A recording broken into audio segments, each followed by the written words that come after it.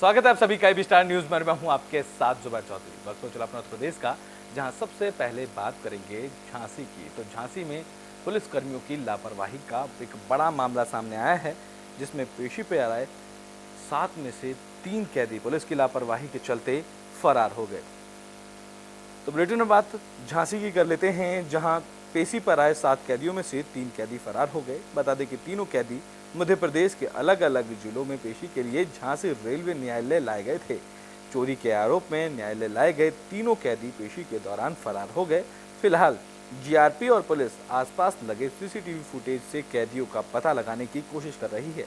बता दें कि पेशी के दौरान 4 सब इंस्पेक्टर, 6 हेड कांस्टेबल और 2 कांस्टेबल को ड्यूटी पर लगाया गया था। वहीं फरार कैदियों की गिरफ्तारी के लिए झांसी के सटे एमपी बॉर्डर को सील भी कर दिया गया है। चेकिंग के लिए पुलिस की कई टीमें भी लगा दी गई हैं, लेकिन ये मामला झांसी में पुलिस की बड़ी लापरवाही के चलते हुआ, जहां मध्य प्रदेश से पेशी पर आए 7 कैदियों में से 3 कैदी मौका देखते ही फरार हो गए।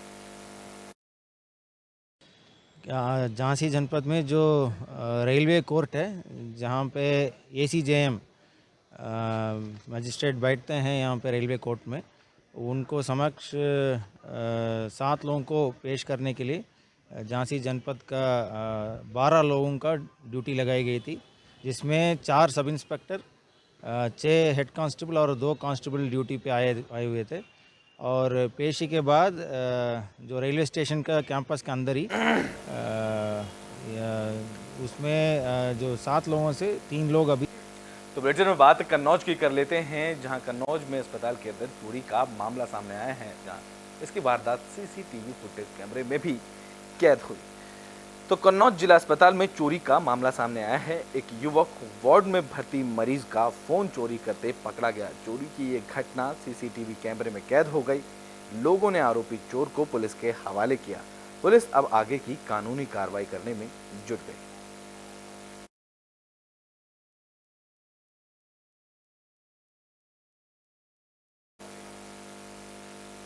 तो बुलेटिन में बात बांदा की कर लेते हैं, जहां गणेश उत्सव को लेकर कार्यक्रम का आयोजन किया गया है। बता दें कि बांदा के रामलीला मैदान में कार्यक्रमों का आयोजन किया गया। तो देश भर में गणेश उत्सव की धूम देखने को मिल रही है।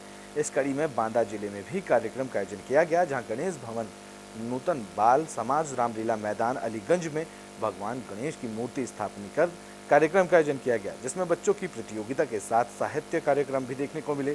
साथ ही गजानन की स्थापना के बाद रात को blind star music academy, Manmohan Singh bubbles magic stars music bank और ग्वालियर ग्रुप ने सुंदर प्रस्तुतियां दी। कार्यक्रम में कृषि मंत्री सूर्य प्रताप शाही, संजय सिंह, सदर विधायक प्रकाश द्विवेदी मुख्य अतिथि के तौर पर इस कार्यक्रम में शामिल हुए।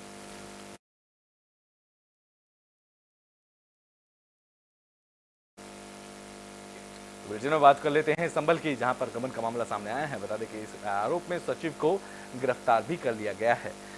तो संभल में केला देवी थाना पुलिस ने सरकारी धनराशि के गबन में आरोपी ग्राम पंचायत सचिव को गिरफ्तार कर लिया है। गंभीर आरोप के चलते अदालत ने सचिव को जेल भी भेज दिया है। इस मामले में अभी प्रधान की गिरफ्तारी बाकी है। वहीं सीओ ने प्रधान को जल्द ही गिरफ्तार किए जाने की बात कही है। बता दें कि ये मामला विकास खंड पम्बासा के गांव सिहावली का है।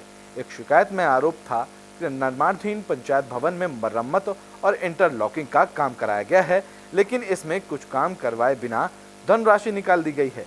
जांच में 1,68,610 रुपए का घोटाला भी सामने आया है। बता दें कि ये काम ग्राम पंचायत अधिकारी सुग्रीव सिंह और प्रधान ओमवती ने कराया था। तब अधिकारियों के निर्देश पर एडीओ पंचायत गुरुदयाल सिंह थाने में मामले की रिपोर्ट दर्ज कराई गई थी, जिसके बाद अब पुलिस ने सचिव को गिरफ्तार कर लिया और जेल भेज दिया।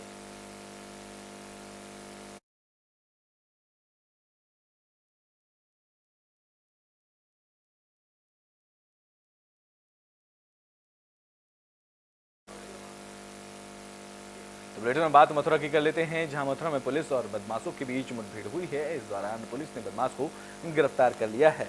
तो मथुरा में रिफाइनरी थाना पुलिस और एसओजी टीम को बड़ी कामयाबी मिली है। एक लुटेरा मुठभेड़ के दौरान पुलिस की गोली लगने से घायल हुआ, जिसके कब्जे से पुलिस ने लूटे हुए पैसे, मंगलसूत्र, अवैध तमंचा, कारतूस और कार बरामद की। गिरफ्तार बदमाश की पहचान रफीक के रूप में हुई है। पुलिस गिरफ्तार बदमाश का आपराधिक रिकॉर्ड भी अब खंगाल रही है।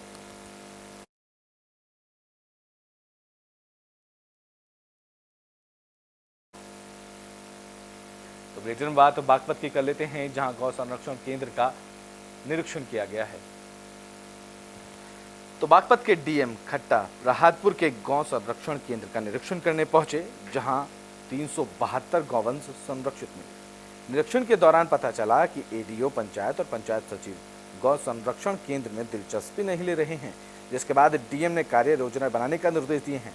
बता दें कि ये गौ संरक्षण केंद्र में 4 शेड बनाए गए थे। डीएम ने 2 और शेड बनाने के निर्देश दिए। कमजोर गौवंशों को अच्छा खान पान देने के साथ साथ गौशाला में हरे चारे और भूसे की व्यवस्था भी की गई। वहीं बायोगैस की घटिया प्लांट परियोजना को देखकर भी डीएम ने नाराजगी व्यक्त की है और अधिकारियों को फटकार भी लगाई।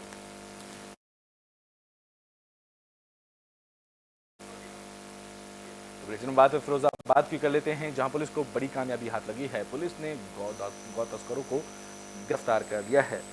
तो फिरोजाबाद की सिरसागंज थाना पुलिस को बड़ी कामयाबी मिली है। पुलिस ने 2 गायों की तस्करी के आरोप में 2 तस्करों को गिरफ्तार किया। आरोप है कि गिरफ्तार गौ तस्कर पूरे यूपी में गायों की तस्करी करते थे और कई बार पुलिस की गिरफ्त में से भी बच चुके थे, लेकिन अब सिरसागंज पुलिस ने दोनों को गिरफ्तार कर लिया है। फिलहाल पुलिस आगे की कानूनी कार्रवाई करने में जुट गई है। फिरोजाबाद की पुलिस जो अपराधियों पर कंट्रोल करने के लिए जो अभियान चला रही है, उसमें गो तस्करी से जितने संलिप्त अभियुक्त हैं उसके ऊपर हम लोग की लगातार निगरानी चल रही है।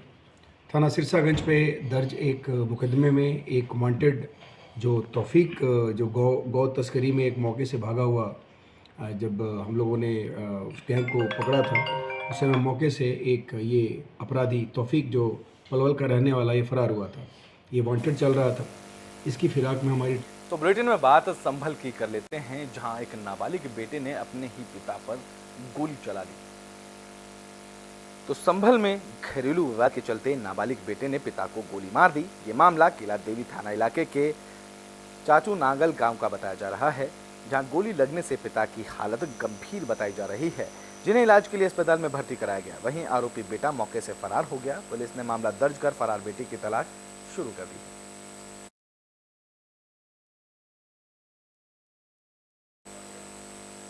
तो बुलेटिन के आखिरी में बात तो सिद्धार्थनगर की कर लेते हैं, जहां अस्पताल में नवजात शिशु की मौत होने के बाद परिजनों ने जमकर हंगामा किया है। तो सिद्धार्थनगर में नवजात शिशु की मौत से गुस्साए परिजनों ने जिला अस्पताल में जमकर हंगामा किया। परिजन डॉक्टर पर लापरवाही का आरोप लगाते हुए डॉक्टर को निलंबित करने की मांग करते हुए इमरजेंसी वार्ड के सामने धरने पर बैठ गए। इस दौरान परिजनों का कहना है कि अगर डॉक्टर ने समय पर इलाज किया होता तो नवजात की जान बच जाती। जानकारी के मुताबिक खेसरा ब्लॉक के बनकाटा कच्चा के रहने वाले राज गर्भवती महिला को पत्नी को लेकर मेडिकल कॉलेज आए थे, जहां ऑपरेशन के बाद बेटे का जन्म हुआ, लेकिन रात को 12 बजे अचानक बच्चे की तबीयत खराब हो गई। उस वक्त मौजूद नर्स ने कुछ देर इलाज के बाद बच्चे को आईसीयू में भर्ती करने के लिए कहा। परिजनों का आरोप है कि जब से वो आईसीयू में पहुंचे तो वहां कोई भी डॉक्टर नहीं था, सिर्फ एक नर्स ही मौजूद थी, डॉक्टर नहीं थे। आरोप है कि डॉक्टर करीब 2 घंटे बाद नशे में धुत होकर अस्पताल पहुंचे और पहुंचते ही बच्चे की BRD medical college Gorakhpur refer कर दिया, लेकिन रास्ते में ही बच्चे की मौत हो गई। परिजनों ने इस मामले में कार्रवाई करने की भी मांग की है। हमारे बच्चे मतलब कल बच्चा हुआ था 3:44 पर। उसके बाद रात को 12 बजे उसका तबीयत ख़राब हुआ, सांस लेने में दिक्कत हुआ। मैं लेबर वार्ड में गया, वहाँ पर कोई डॉक्टर नहीं था, नर्स थी। नर्स ने बोला आप जाइए इमरजेंसी वार्ड में। इमरजेंसी वार्ड में आया, कोई ना था। फिर जाके मैंने लेबर वार्ड में नर्स ने बताया अब बच्चे को लेके आईसीयू में जाइए। आईसीयू में लेके आया, कोई डॉक्टर नहीं था, नर्स थी। नर्स ने क्या किया, 1 घंटे तक बच्चे को ऑक्सीजन नहीं दिया। उसके बाद वो ऐसे लिटा के रखी, वो कांच का बना रहता उसमें। उसके बाद फिर डॉक्टर आया 2:50 पर। आने के बाद वो दारू पी रखा था, गुटखा खा रखा था। अभी मुझे जानकारी मिली है, मैं सुबह कमिश्नर साहब की बैठक में बस्ती गया था, वहाँ से आया हूँ तो जानकारी मिली है कि कुछ लोग इमरजेंसी के सामने जो विरोध प्रदर्शन कर रहे हैं किसी डॉक्टर के खिलाफ, बता रहे हैं कि उनकी लापरवाही से हमारे बच्चे की मौत हुई है। इस संबंध में मैं अभी पता कर रहा हूँ कि डॉक्टर की क्या वास्तव में लापरवाही है। उनकी लापरवाही होगी तो उनको जांच करा के उनके विरुद्ध कार्रवाई के लिए शासन को लिखा जाएगा, और अगर बच्चे को ऐसा हुआ है तो उसके लिए हम उसके लिए हम सॉरी व्यक्त भी करते हैं, क्योंकि अगर किसी बच्चे के साथ ऐसा हुआ, लापरवाही हुई चाहे ना हुई, लेकिन अगर मौत हुई है तो उसको तो यूपी के बुलेटिन अपना उत्तर प्रदेश में भी के लिए बस इतना ही। देश और दुनिया की तमाम खबरों के लिए देखते रहें एबी स्टार।